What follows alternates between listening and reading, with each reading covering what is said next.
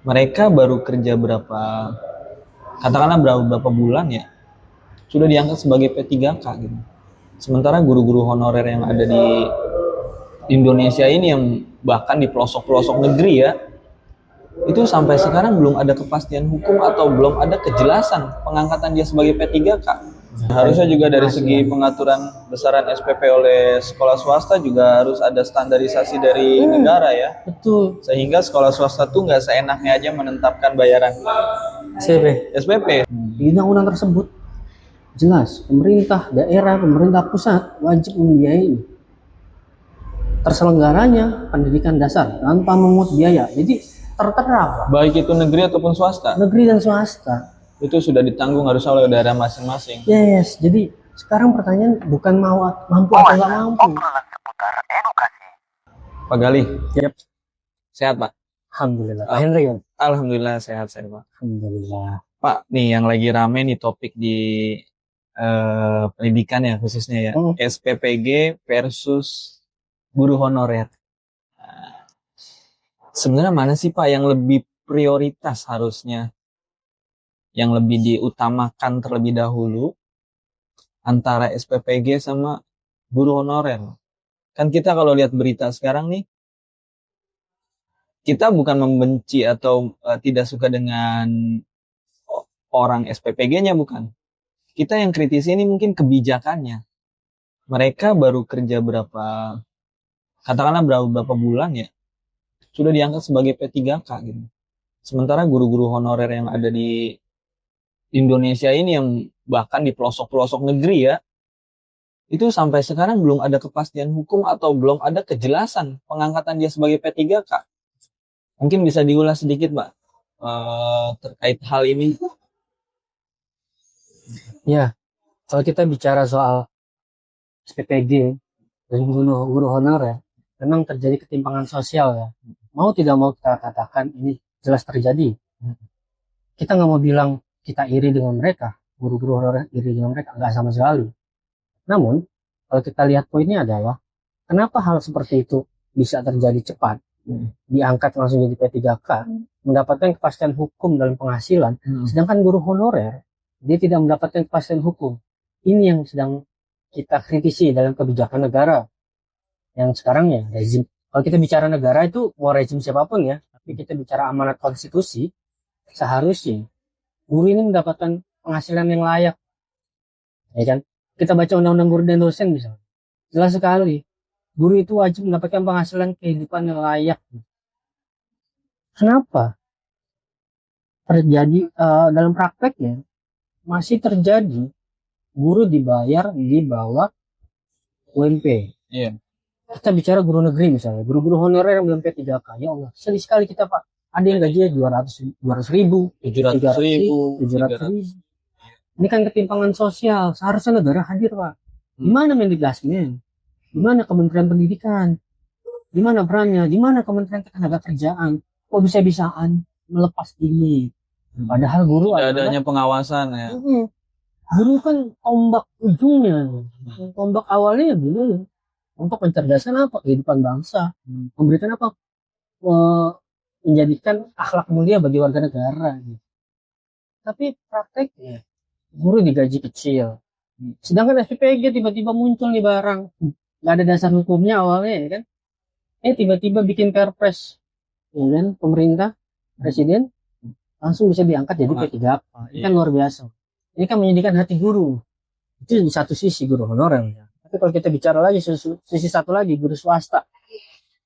Ini pun sering terjadi. Tidak ada pengawasan dari pemerintah Pak. Dan negara abai. Mendiamkan hak-hak warga negaranya. Guru itu punya hak. Salah satunya adalah kehidupan yang layak. Penghasilannya. Penghasilan kehidupan yang layak itu harus di atas UMP UMK. Bukan UMP UMK itu standar. Ini paradigmanya keliru nih masyarakat. Kalau UMP bagus, UMP bagus. Bukan. Kalau kita bicara standarisasi, iya itu standarisasi. Tapi guru itu kewajibannya adalah haknya, penghasilannya itu di atas kehidupan layak. Dan pemerintah abai dan mendiamkan, tidak ada pengawasan. Mohon maaf, pengawas-pengawas itu datang hanya nggak melihat ini Pak. Mohon maaf, jelas sekali. Prakteknya bahkan pengawas hanya ya kita tahu lah, tahu sama tahu lah. Ini kan bahaya sekali. Itu satu sisi. Yang kedua, pemerintah mendiamkan para penyelenggara pendidikan swasta. Itu menggaji di bawah UMT. Dan itu terjadi. Gaji guru 3 juta seakan-akan gede banget. 4 juta seakan-akan besar. Enggak. Itu kecil. Karena itu di bawah standar hidup layak. Ya kan? Nah, ini kita mau sampai kapan mendiamkan ini? Nah, ini kita harus kritisi pemerintah. Maksudnya kritis pemerintah bukan berarti kita demo ugal-ugalan, terus kita mengkritisi dengan kalimat kata kasar. Enggak. Kita ingin bertanya, mana tanggung jawab negara? Karena konstitusi itu mengamanatkan undang-undang. Kehidupan yang layak bagi warga negara. Di undang-undang Sisdiknas dijelaskan lagi secara detail untuk guru gitu. Ini kan jadinya harusnya kita minta negara, ayo dong, lindungi kita dong sebagai warga negara. Tugas Anda loh gitu. Bukan kita mau mengkritik, enggak. Kita mau kasih tahu negara punya kewajiban gitu. Kira-kira gitu Pak Hendra. Iya, harusnya juga dari segi pengaturan besaran SPP oleh sekolah swasta juga harus ada standarisasi dari negara ya. Betul. Sehingga sekolah swasta tuh nggak seenaknya aja menetapkan bayaran. SPP sebulan 2 juta, 3 juta, 5 juta. Harusnya ada standarisasi, misalkan sekolah dengan lahan sekian, fasilitas sekian, bangunannya sekian, muridnya sekian, SPP-nya segini loh standarnya gitu, batas maksimumnya segini gitu. Sehingga apa? Sehingga hal ini standarisasi dari negara itu bisa mengakomodir murid-murid yang memang di lingkungan zona dari sekolah tersebut itu bisa gak bersekolah di situ. Jangan-jangan ada tuh sekolah megah, besar, tapi warga lokal sekitar itu tidak bisa menikmati sekolah tersebut. Justru orang-orang yang jauh, yang orang-orang yang notabene money high class lah, keuangannya menengah ke atas itu yang hanya bisa menikmati lembaga sekolah tersebut, sehingga dampak sosialnya dari area sekitar itu kurang dirasakan oleh warga sekitar. Betul. Harusnya negara hadir nih. Negara hadir Pak. Terus kita bicara soal putusan MK misalnya. Nah, putusan MK nih, lanjut Kak Galia tentang pendidikan sekolah gratis dasar dan sampai sekolah menengah ya SMP itu kan putusan MK-nya gratis tuh ya. Nah, sebenarnya negara kita mampu gak sih, Pak? Iya, kalau kita bicara negara kita mampu atau enggak, mampu Pak. Sekarang pertanyaan bukan mampu atau enggak, mau atau enggak. Oh. Kenapa saya bilang mampu? Pertama, amanat konstitusi. Undang-undang dasar tertera Pak di pasal 31 ayat 2. Negara itu wajib setiap warga negara berhak mendapatkan pendidikan yang dimana pemerintah itu membiayainya. Ya kan? Nih, saya baca misalnya putusan MK nomor 3 tahun 2024 tentang pendidikan gratis. Dalam pertimbangan hakim, Mahkamah memberikan penafsiran dalam pasal 31 ayat 2 menyatakan pertama, setiap warga negara wajib mengikuti pendidikan dasar dan pemerintah wajib membiayainya. Pertama. Yang kedua, negara wajib membiayai penyelenggaraannya. Kewajiban negara dalam hal ini tidak hanya sebatas penyelenggaraan pendidikan dasar, tetapi juga menjamin akses yang merata bagi seluruh warga negara tanpa terkecuali. Jadi, Mahkamah Konstitusi memberikan tafsir nih Pak. Negara secara konstitusi wajib memberikan pendidikan dasar gratis. Itu udah putusan ya. Putusan. Dalam pertimbangan hakim seperti itu. Terus Mahkamah Konstitusi juga memberikan tafsir lagi. Ada persoalan secara faktual. Pemerintah secara faktual menerapkan norma konstitusi yang dijabarkan pada pasal 34 di Undang-Undang Sisdiknas tentang pendidikan gratis.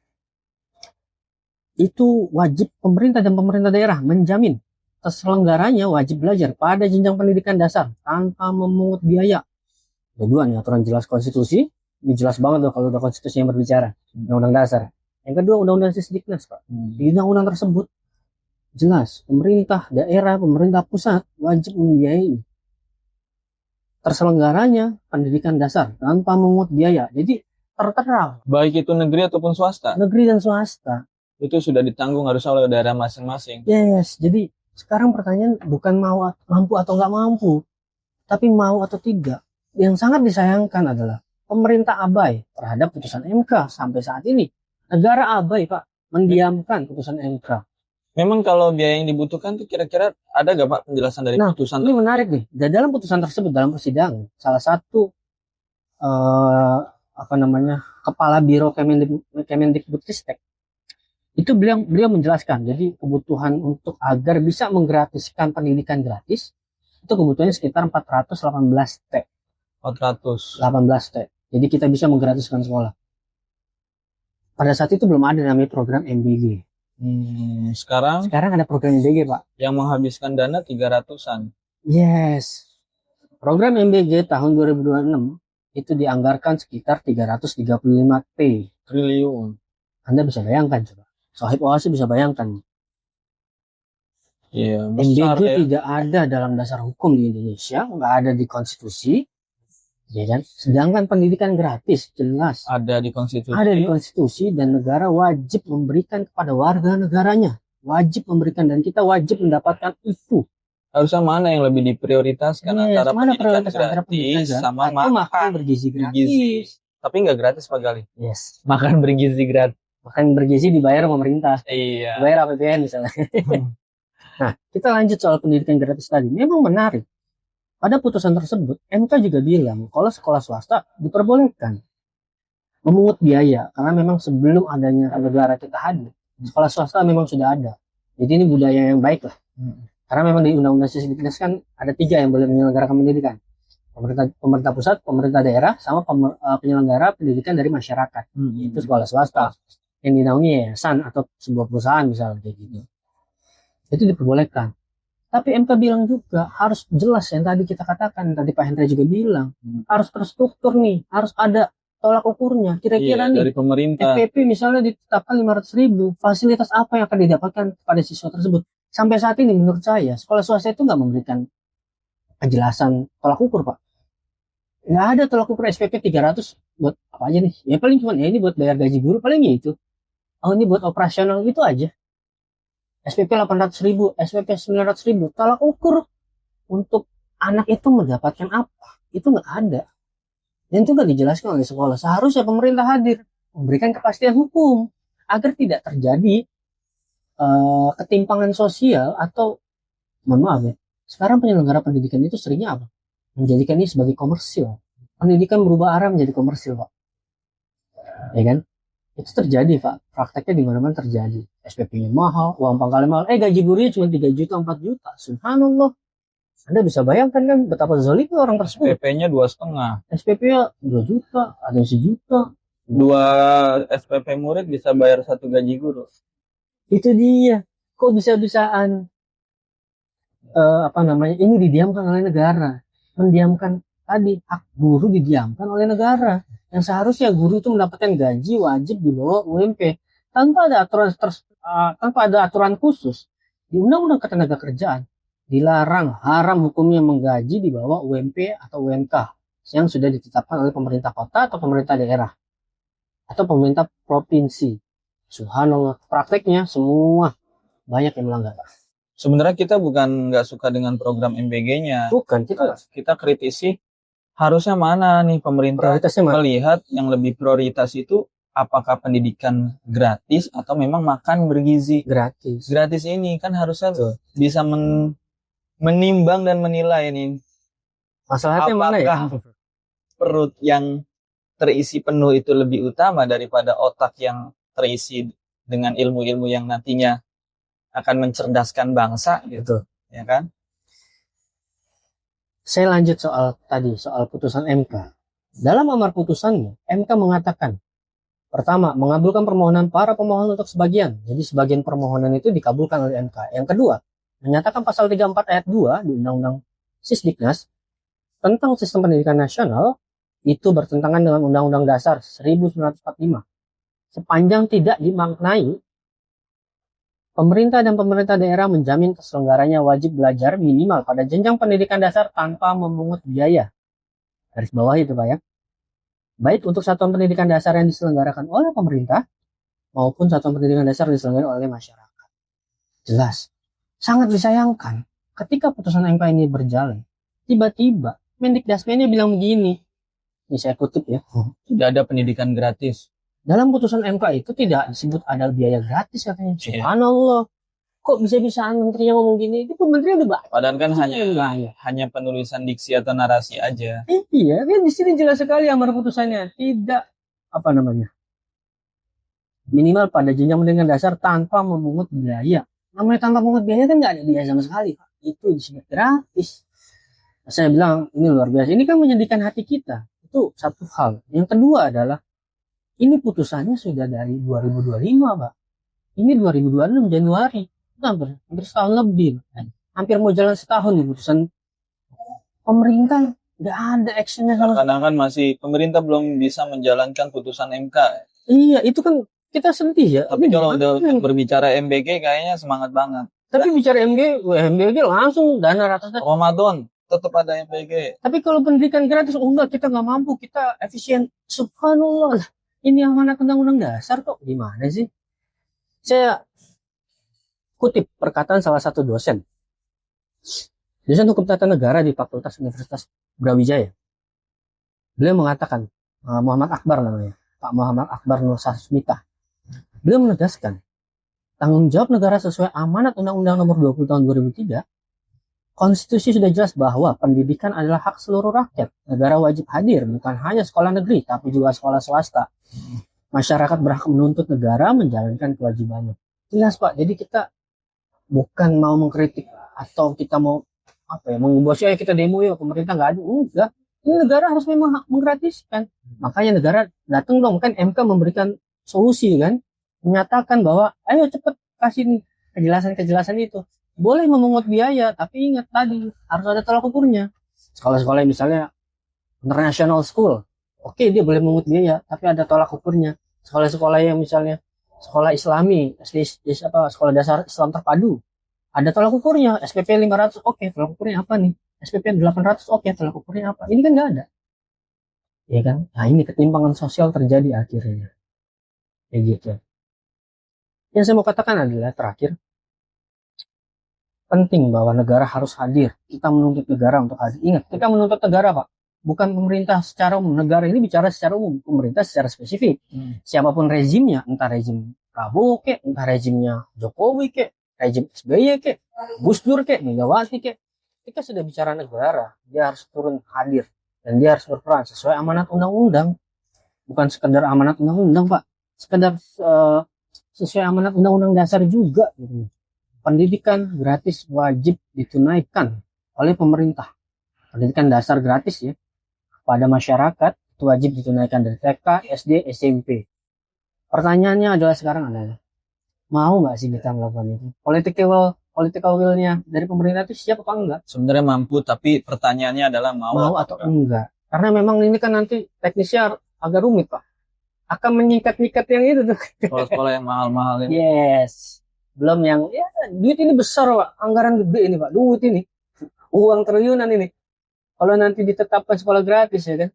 Nanti kan wah luar biasa. Wah, udah nggak bisa narikin SPP lagi nih. Oknum-oknum praktek korupsi di kepala sekolah negeri misalnya itu terjadi. Oknum di Kementerian Pendidikan itu terjadi. Ya, penyelewengan dana bos dan lain-lain. Wah luar biasa. Korupsi besar karena duitnya gede. Seandainya menggratiskan kayak gini kan anggarannya jadi benar-benar terfokuskan, terpusatkan ya.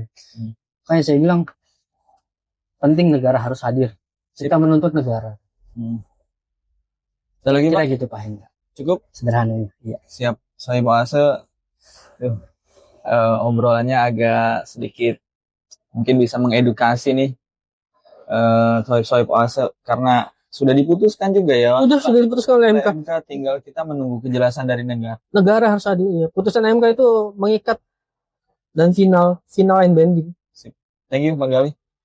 Sampai jumpa di lain kesempatan.